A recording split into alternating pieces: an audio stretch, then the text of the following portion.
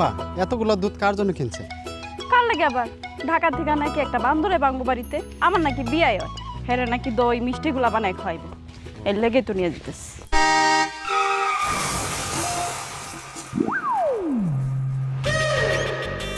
আপনাদের কি মাথায় সমস্যা নাকি? আপনার গন্ধ রাস্তা দিয়ে হাঁটতেছেন, আশেপাশে গাড়ি ঘোড়া মানুষ কেউ আছে নাকি দেখেন না? ও আচ্ছা, আমরা অন্ধ আপনি কি? হ্যাঁ, চোখ কি পকেটে রাখছেন না বাসে রেখেছেন? রাস্তার মাঝখান দিয়ে যে একটা সুন্দরী মেয়ে হাঁটে যাইতেছে, আপনার চোখেই পড়লো না? সুন্দরী? সুন্দরী কে? আপনি?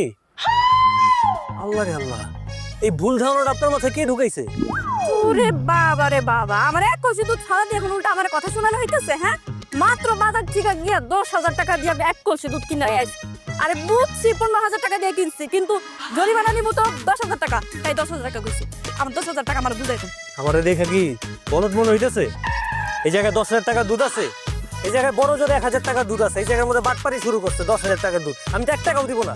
ওরে বাবা রে বাবা, যেমনে কইতেছেন মনে হইতেছে আপনি দুধ বিয়ারে ছিলেন, বাজারে দুধ বিক্রি করতেন, আপনি সব জানেন। হ্যাঁ, 10,000 টাকা কইছি, 10,000 টাকা জরিমানা দিয়ে এরপরে এখান থেকে যাবেন, নাইলে আপনার এই বাইক আছে না, ধাক্কা দিয়ে ওই পুকুরের পানিতে ফালাই দিব, লোকে আপনারও।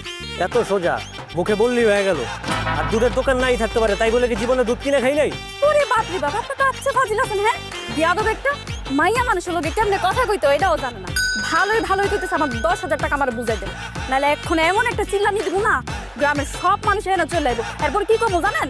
কমু আপনি আমার রাস্তার মাঝখানে ইফতিজিং করছেন। ইফতিজিং? আর আপনি ইফতিজিংও বুঝেন? আর আমরা তো দুধ নিয়ে কথা বলতেছিলাম, আপনি দুধ নিয়ে আমার গাড়ির সামনে চলে আসছেন, আমারে ভিজাই দিচ্ছেন, আমার বাইকের 12টা বাজাই দিচ্ছেন, এখন বলতেছেন আমি নাকি আপনার ইফতিজিং করছি। এই আপনার কি মাথায় সমস্যা নাকি?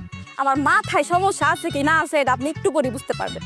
আপনি ভালো মতন আমার টাকাটা আমার দিয়া দেন, নাহলে কিন্তু আপনার খবর হয়ে যাবে। 1 টাকাও দিব না, কি করবেন করেন। টাকা দিবেন না? ঠিক আছে, আমি দেখাইতেছি আমি কি কি করতে পারি। গ্রামবাসী কে কোথায় আছো? তাড়াতাড়ি দিকে আসো, আমার সর্বনাশ হয়ে গেল গো। গ্রামবাসী কে কোথায় আছো? না না, কোনো সর্বনাশ নাই, টাকা টাকা আছে, টাকা টাকা 10,000। এই যে আপনার টাকা। ও আপনি 1,000 টাকা রাখেন। আর আচ্ছা ঠিক আছে যান, সাইডে দিলাম। শুনেন, গ্রামে নতুন আসছেন মনে হয়, তাই না? গ্রামে একটু সাবধানে চলাফেরা করবেন। গ্রামের সব মানুষ তার আমগো মতো এত ভালো না। হ্যাঁ? পরে কার না কার পাল্লায় পড়ে যাবেন, জরিমানা হিসাবে আপনার বাইকটাও রেখে দিতে পারে।